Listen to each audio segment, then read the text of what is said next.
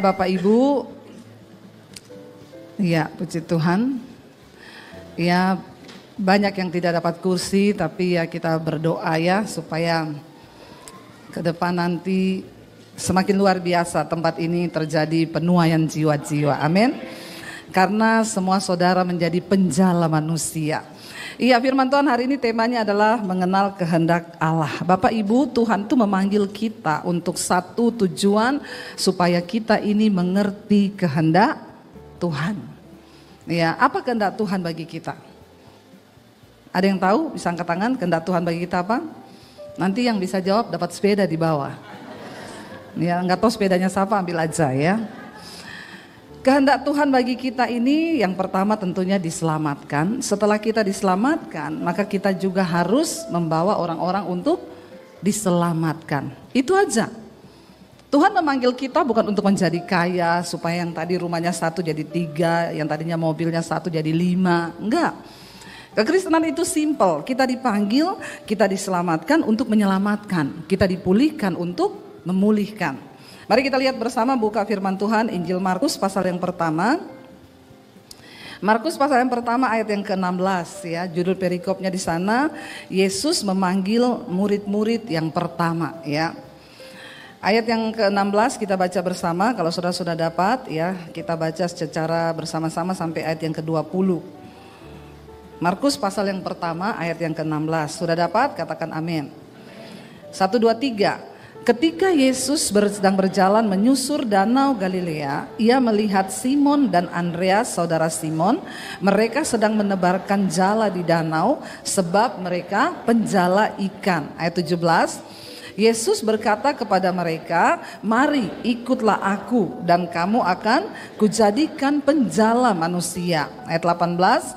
Lalu mereka pun segera meninggalkan jalannya dan mengikuti dia. Ayat 19.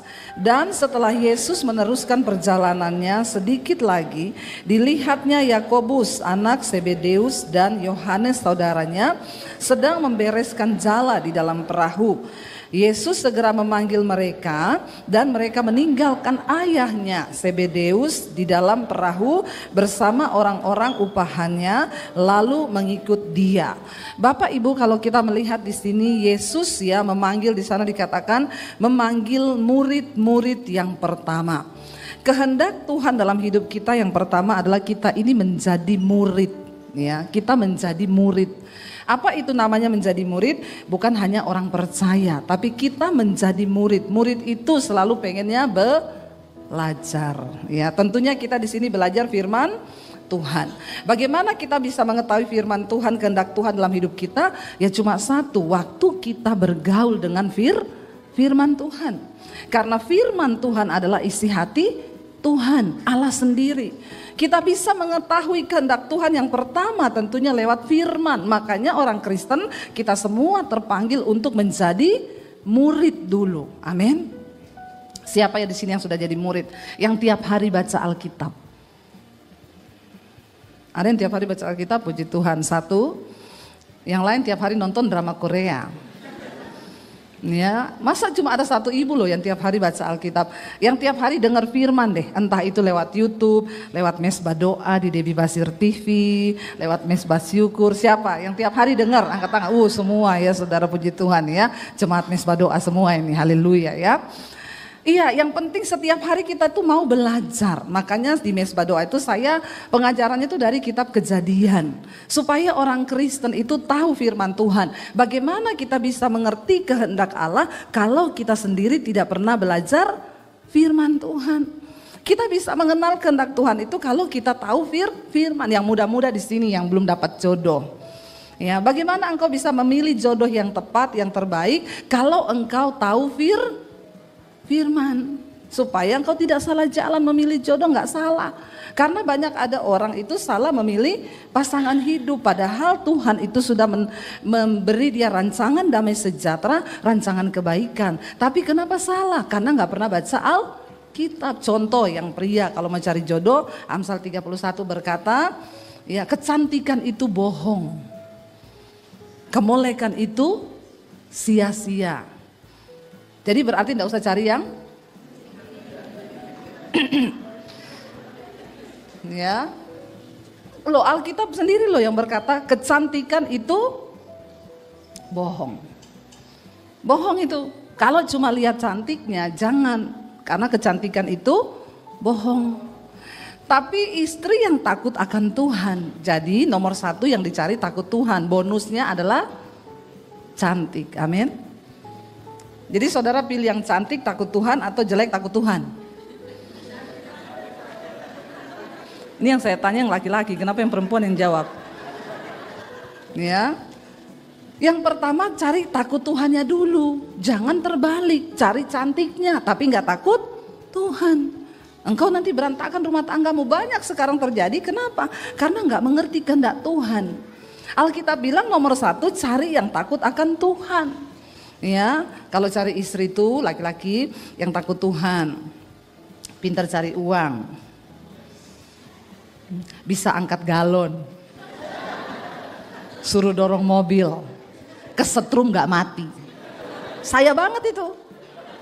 Tanya suami saya, suruh angkat galon bisa, dorong mobil juga bisa. Ya, takut Tuhan, iya. Yang lainnya itu bonus. Dengar yang muda-muda yang belum menikah, cari suami juga harus yang takut Tuhan. Buat apa ganteng kalau pelit? Amin. Ya ganteng gak takut Tuhan, pelit dia, makan tuh ganteng. Ibu-ibu gak usah angkat tangan. Ada ibu-ibu yang tersirat dari wajahmu, aku banget itu bu. Suamiku ini pelit minta ampun. Gak usah angkat tangan. Makanya kita perlu baca Alkitab, firman Tuhan supaya mengerti kehendak Tuhan. Karena di hidup ini kita akan merasa bahagia kalau kita hidup melakukan kehendak Tuhan. Yang jadi masalah kalau saya ini pengen lakukan kehendak Tuhan, ketemu suami yang tidak mau melakukan kehendak. Ada lagi ibu-ibu yang angkat tangan. Aku banget itu bu. Aku pengen melakukan kehendak Tuhan, tapi suamiku ini loh diajak doa aja ndak mau. Ada yang datang sama saya, bu suami saya tuh jahat, pelit gini-gini, tukang selingkuh, udah pelit tukang selingkuh. Saya harus bagaimana bu? Saya bilang nasibmu. Ndak usah cari pendeta, itu nasibmu karena kau yang pilih, amin. Terus sekarang suruh apa? Bayar harga, doa, puasa, ndak boleh cerai. Siapa suruh pilih itu, amin. Ya, jangan datang ke pendeta tanya apa-apa, berdoa. Saudara mau datang ke saya, mau datang ke Pak Konrad, jawabannya sama, berdoa. Nggak ada yang suruh saudara cerai. Makanya buka mata lebar-lebar, mengerti kehendak Tuhan. Ada begitu banyak orang Kristen yang jatuh dalam masalah bukan karena kehendak Tuhan, tapi karena kehendaknya sendiri, kebodohannya sendiri. Berbahaya sekali kalau kita ikut Tuhan tapi kita nggak ngerti kehendak Tuhan. Ketika saya pertama kali bertobat dulu, saya bilang Tuhan, saya mau menikah. Bagi saya pernikahan adalah untuk menggenapi rencana Tuhan di hidup saya. Jadi kalau saya ketemu suami yang hanya menggagalkan rencana Tuhan, lebih baik saya tidak menikah. Ya, karena saya ingin menggenapi rencana dan kehendak Tuhan dalam hidup saya. Makanya bagi saya pernikahan adalah menggenapi rencana Tuhan.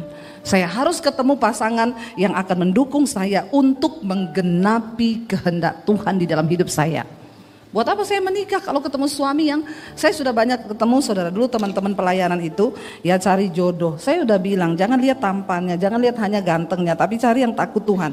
Ya ini panas banget loh saudara karena lampu sorot dari situ, lampu sorot dari sini. Ya untuk kebutuhan kamera memang seperti ini ya. Makanya ya puji Tuhan haleluya ya. Kalau kita pelayanan di media itu ya begini tiap hari ketemu lighting ya, makanya muka tuh banyak flek-flek juga ya. Tapi nggak apa-apa lah, yang penting takut Tuhan. Langsung amin amin ya. Saudara, saya banyak melihat teman saya satu pelayanan, dulu pelayanan rajin, nikah sama suami yang merokok pemabok. Ketika dia salah menikah, bukan kehendak Tuhan, apa yang terjadi? Dia nggak boleh pelayanan sekarang. Kalau dia pelayanan suaminya bilang, kau tidur di gereja, bawa sana kasur. Jadi kau mau dengar saya atau kau mau pelayanan? Sekarang curhat, gimana ya Deb, saya tuh loh suami saya tidak mendukung saya pelayanan. Makanya kamu tuh kan dulu udah tahu firman, kenapa kamu pacaran dengan orang yang gak ngerti firman? Ya, akhirnya sekarang menderita hidupnya. Mau dia apa? Ya sudah, itu nasib, bayar harga, elus dada, dan semoga kamu kuat untuk menjalani nasib itu. Jangan bikin nasibmu sendiri Bapak Ibu. Tuhan sudah punya rencana atas hidup kita. Amin. Sebelum saya masuk untuk lebih dalam lagi kehendak Tuhan adalah kita menjadi penjala manusia, saya masuk di sini-sini dulu. Karena kita nggak mungkin bisa masuk kepada kehendak Tuhan yang lebih lagi kita menjadi penjala manusia kalau diri kita sendiri saja belum dijala. Iya enggak? Kita dulu harus bertobat, kita dulu harus diselamatkan.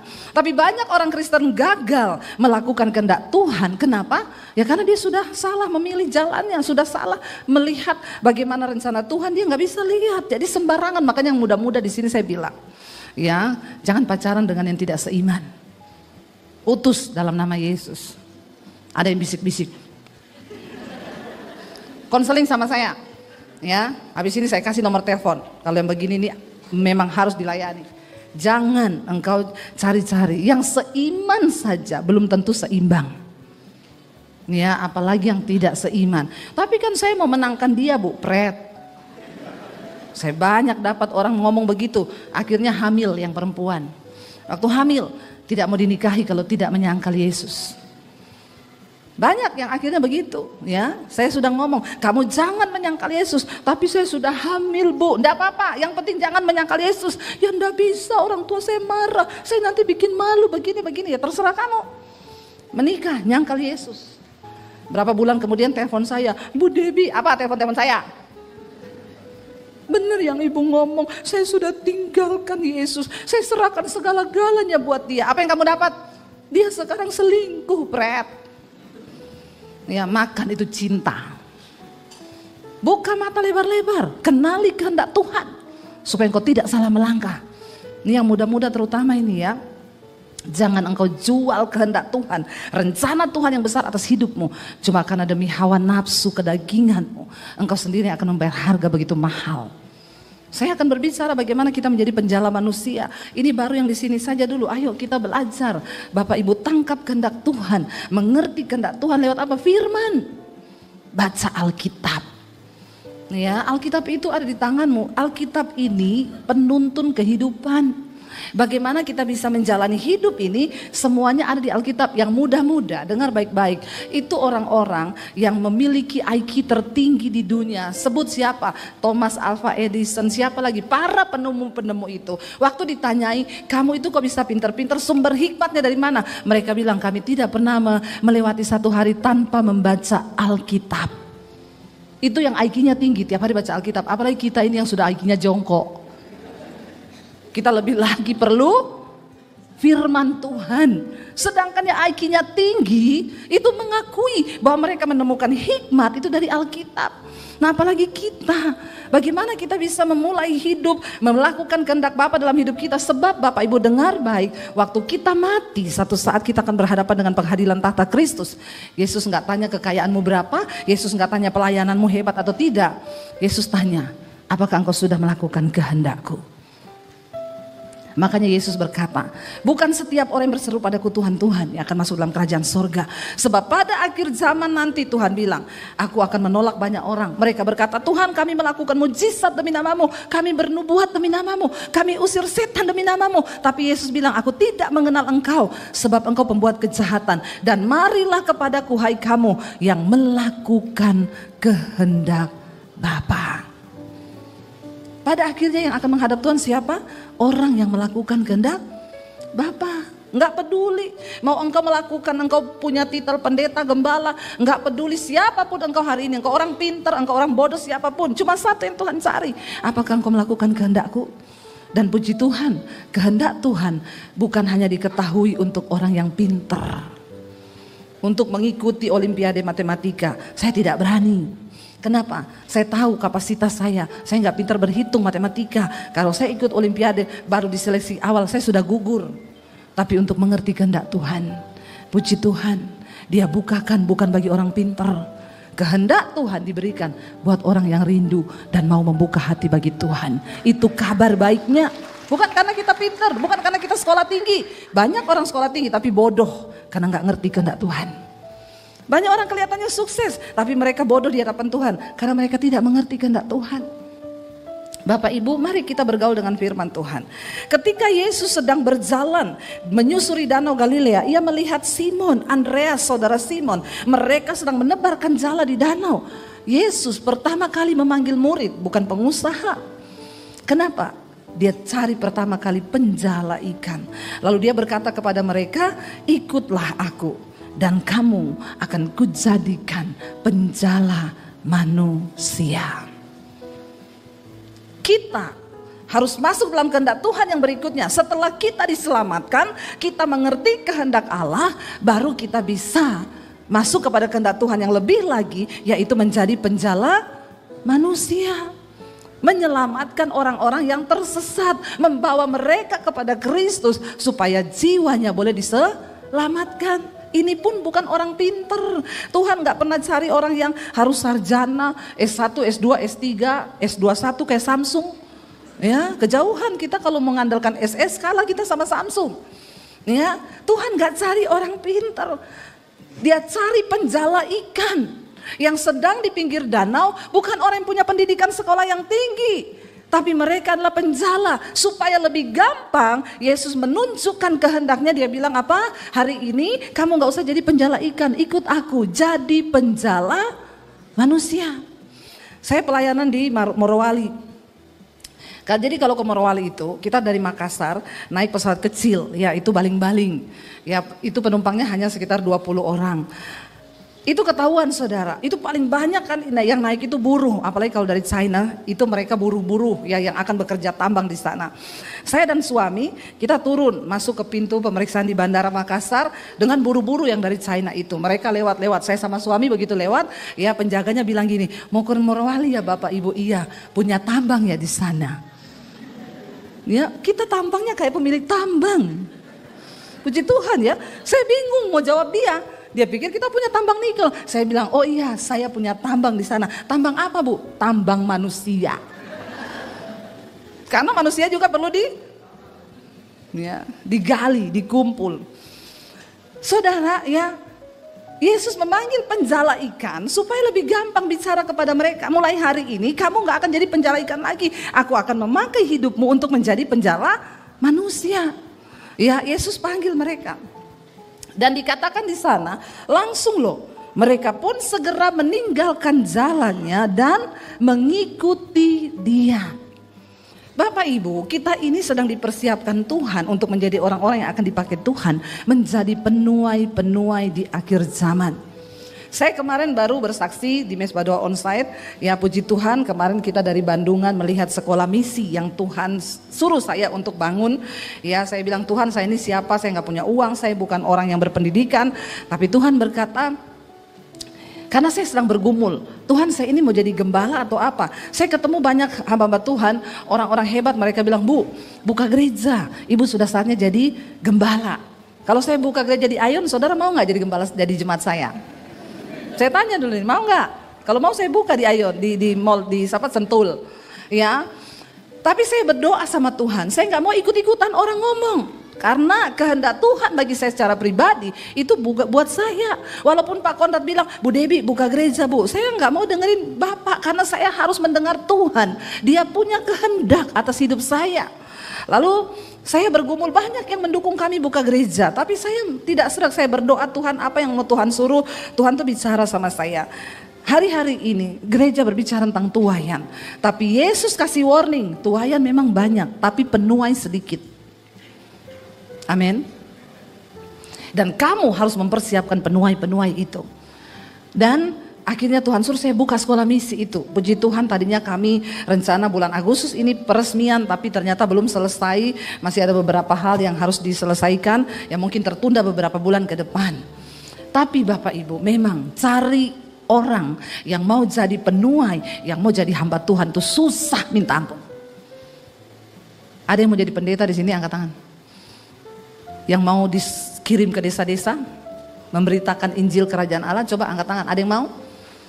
Kalau saya kasih uang 100 juta, saudara mau? Enggak kan? Tetap enggak ada loh Pak. Enggak ada yang mau. Saya dengar teman saya di Amerika bilang, setiap hari ada ratusan pendeta meletakkan jabatan. Mereka mengundurkan diri sebagai hamba Tuhan, enggak kuat. Enggak kuat. Bapak Ibu jadi hamba Tuhan itu tidak enak. Tapi saya percaya mereka adalah orang-orang pilihan Tuhan. Makanya kita harus dukung hamba-hamba Tuhan. Kalau saudara nggak mau jadi hamba Tuhan, saudara nggak mau masuk di sekolah misi saya, ya banyak yang daftar itu yang sudah tua-tua Bapak Ibu. Ya, yang datang, Bu, saya mau masuk sekolah misi Ibu. Mau apa Pak? Bapak mau daftar di sekolah misi saya buat apa? Bapak napas aja susah. Tapi saya mau menyerahkan hidup. Bapak serahkan hidup sama Tuhan. Bapak jadi pendoa saja di rumah. Saya baru tahu sekarang bahwa kehendak Tuhan itu saya harus cari jiwa. Sudah terlambat Pak. Bapak tahu puji Tuhan, gak ada kata terlambat. Tapi menyerahkan diri masuk sekolah misi sudah terlambat. Sebaiknya Bapak berdoa ya supaya doa Bapak itu mendatangkan para penuai-penuai di sekolah saya. Tapi kalau Bapak maaf Pak ya, pintu sudah tertutup. Bukan apa-apa, mau disuruh pergi ke Morowali. Ya, itu perjalanannya gak gampang. Ya, naik pesawat berapa kali, turun landing, ganti pesawat, naik mobil berjam-jam masuk ke dalam hutan. Ya, saya tuh lewat malam-malam, saya bilang, "Say, ini masih Indonesia ya?" Lewati jalan setapak, tanah hutan, kiri kanan pohon, tidak ada lampu sama sekali. Saya bilang ini sih ketemu 2 aja ya, kalau nggak ketemu singa, kuntilanak. Ada setan bener di desa, di kampung banyak setan, jangankan di sana, Sentul aja banyak setan toh. Saudara, ya cari hamba Tuhan tuh susah. Ya saya pergi ke sana, saya ngomong sama Pak Bupatinya, "Pak, sekolah misi saya mau buka. Saya minta Bapak kirim 10 orang untuk masuk jadi sekolah, jadi penuai. Setelah itu mereka akan pulang ke Morowali, mereka membangun kerajaan Allah di Morowali." Dia bilang, "Siap Ibu, saya akan laksanakan, saya kirim 10 orang yang mau menjadi hamba Tuhan." Cari hamba Tuhan sekarang sudah susah yang mau. Oke, jadi hamba Tuhan gak ada yang mau sekolah misi, saya mau. Saudara, sekarang saya mau tantang saudara, mau gak menjadi penjala manusia? Terus saudara mau apa? Mau jadi pendeta enggak mau, jadi penjala manusia enggak mau, terus mau apa? Siapa yang mau menjadi penjala manusia? Kalau saudara mau dulu baru saya kasih tahu caranya. Enggak ada yang mau. Bubar aja Pak, gereja dibubar. Minggu depan enggak usah ibadah. Saudara, engkau datang ke gereja itu untuk apa? Dengar firman. Ini nih bukan untuk kepentingan saya, bukan untuk kepentingan Pak Konrad, bukan. Karena satu saat saudara akan berdiri di hadapan tahta pengadilan Kristus, Tuhan akan tanya, berapa jiwa yang sudah engkau bawa untuk mengenalku? Itu toh. Makanya saudara harus diperlengkapi. Sekarang saya mau tanya yang mau dulu, Tuhan akan bekerja bagi orang yang mau. Ini kenapa nggak mau sih semua? Yang ada di pikiran benak saudara itu apa? Disuruh puasa 3 hari 3 malam, kagak. Ya, disuruh apa? Gini-gini. Enggak, saya cuma melihat hati yang terbuka ngomong mau dulu. Baru saya teruskan khotbahnya. Mau dulu, angkat tangan coba. Biasa aja kelas. Giliran saya udah marah-marah, mau. Ya. Kita ini dipanggil untuk menjadi penjala manusia. Tadi malam saya bacakan kesaksian bagus sekali di Mesbah Doa. Siapa yang ikut Mesbah Doa tadi malam? Nah beberapa itu tahu. Jadi ada satu kesaksian seorang ibu, dia bilang gini, "Bu Debbie, shalom, saya seorang guru. Saya banyak mengalami perubahan setelah saya mendengarkan Mesbah Doa dan juga Mesbah Syukur dan firman yang ibu sampaikan. Saya yakin setiap orang yang mau mendengar firman itu pasti hidupnya berubah. Mau pendeta siapa aja, bukan hanya saya. Karena firman itu yang berkuasa mengubahkan hidup manusia." Lalu dia bilang, "Dulu saya sama suami tiap kali komunikasi berantem, ribut. Suami saya egois, saya juga egois, emosian orangnya. Tapi ketika kami sering ikut Mesbah Doa, Mesbah Syukur, sekarang kami berdua itu lebih diubahkan Tuhan. Kalau ngomong itu enak. Sekarang saya dan suami saling sharing tiap hari." Wih, diubahkan kan? Puji Tuhan. Lalu Bu, saya ini punya murid di sekolah karena saya guru. Murid ini nakal sekali Bu, tiap hari dia bawa pensil yang tajam, dia mau tusuk temannya. Jadi temannya semua takut. Dia pukul, bawa penggaris, dia mau pukul temannya. Lalu saya lihat anak ini Bu, anak ini seperti ini karakternya, ini pasti ada yang dia tiru. Anak itu saya panggil. Dia tanya, "Nak, kenapa kamu seperti itu? Enggak boleh seperti itu, teman-temanmu nanti benci sama kamu gini-gini, itu bahaya, kamu colok temanmu pakai pensil itu bisa luka, kamu bisa dipenjara. Kamu kenapa?" Dia deketi muridnya, muridnya itu akhirnya cerita, ternyata mama papanya tiap hari di rumah berantem. Dan anak ini sering sekali melihat papanya itu mau nampar mamanya, mau pukul pakai kayu, mau pukul pakai itu, ditiru sama dia. Hati-hati ya Bapak Ibu, engkau yang suka berantem di rumah, engkau punya anak kecil atau anak yang remaja, dia akan tiru kelakuanmu. Bertobat. Bagaimana menjadi penjala manusia? Jala diri sendiri saja belum bisa. Lalu akhirnya ibu ini terbeban. Kalau gitu yang harus saya layani ini orang tuanya. Nggak bisa saya layani anaknya kalau orang tuanya seperti itu. Ini ibu bukan pendeta loh, dia bukan gembala, tapi dia penjala manusia. Dia telepon mama papanya, dia bilang, ibu bapak tolong menghadap ke sekolah, saya mau ngomong tentang anak ibu dan bapak.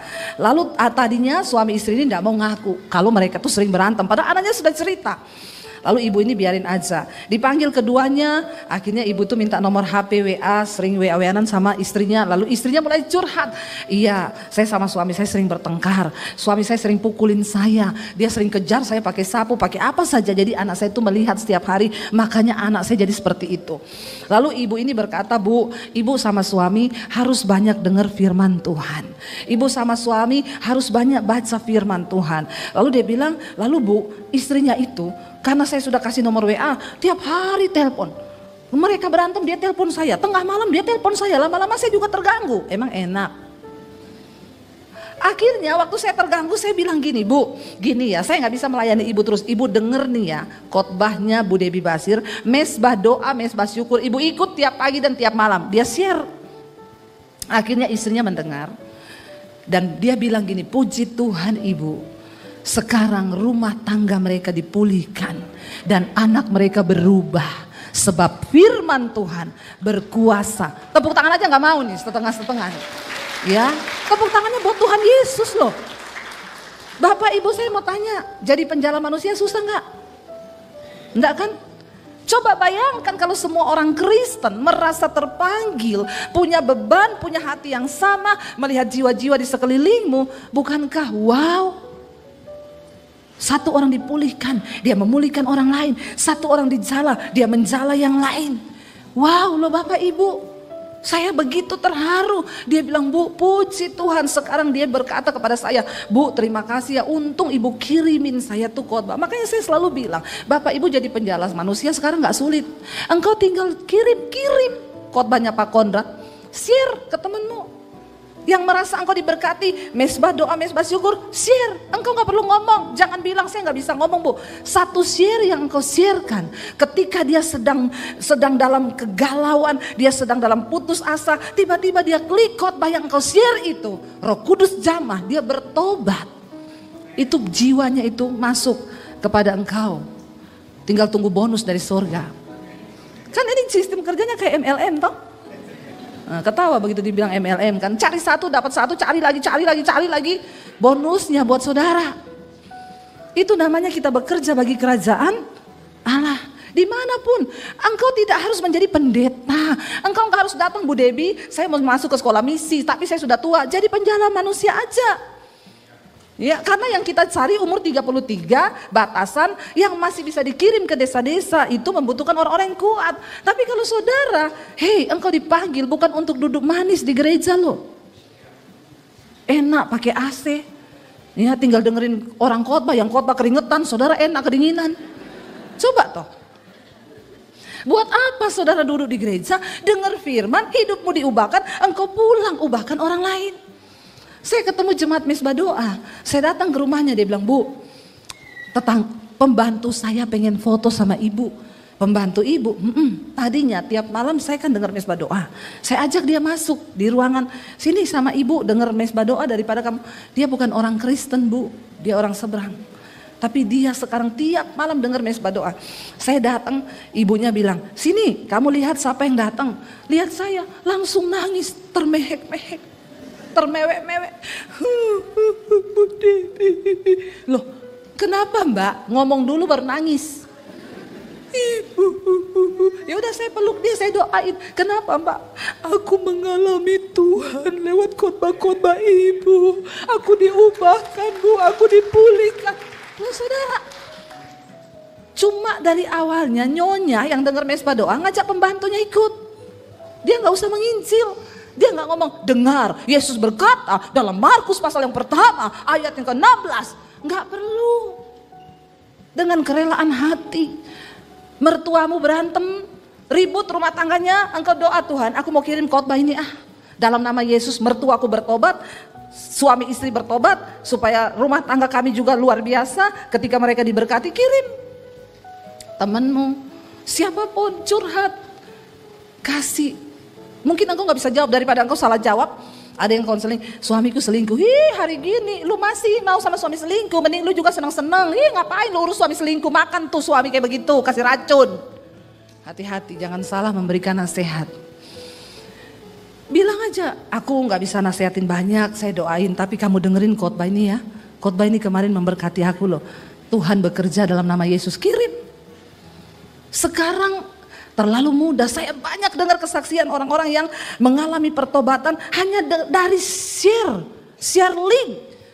Dia bilang, Bu, saya bersyukur mama saya pertama kali dengar mesbah doa. Tadinya Bu, saya ini nggak tahu, tapi dia share terus, dia di luar negeri. Mama saya tiap hari saya nggak pernah mau nonton. Tapi satu saat Bu, ketika saya dalam keadaan yang pelik dalam rumah tangga, saya buka-buka WA, saya lihat mama saya share, saya klik, saya dijamah Tuhan sewaktu mendengar khotbah Ibu. Saya bersyukur di kaki Tuhan, saya nangis. Sekarang Bu, rumah tangga kami dipulihkan, Tuhan ubahkan hidup saya. Amin Bapak Ibu. Ingat, saya cuma mau ngomong, saya undang imam musik maju ke depan. Bapak Ibu, satu saat kita semua akan mati. Saya kemarin barusan ngobrol sama anak saya di mobil sama suami saya.